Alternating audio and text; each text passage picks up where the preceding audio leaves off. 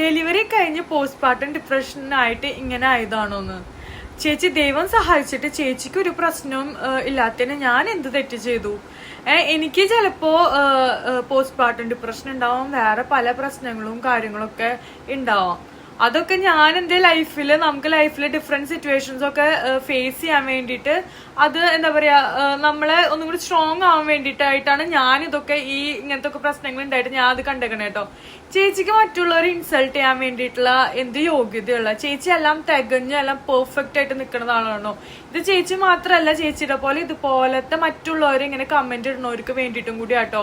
എന്തിനാണ് നിങ്ങൾക്ക് ആരാണ് അധികാരം തന്നിക്കണം മറ്റുള്ളവരെ ഇങ്ങനത്തെ ഒരു അവസ്ഥ വന്നിട്ടുണ്ടെങ്കിൽ അത് കളിയാക്കാനും ഇതാക്കാനുള്ളതും? നിങ്ങൾക്ക് നാളെ എന്താ വരാന്ന് എന്തെങ്കിലും എഴുതി വെച്ചിട്ടുണ്ടോ? ഈ പറയണേ എനിക്ക് തന്നെ നാളെ ഞാൻ തട്ടിപ്പോയില്ലയെന്നൊന്നും എനിക്കറിയില്ല.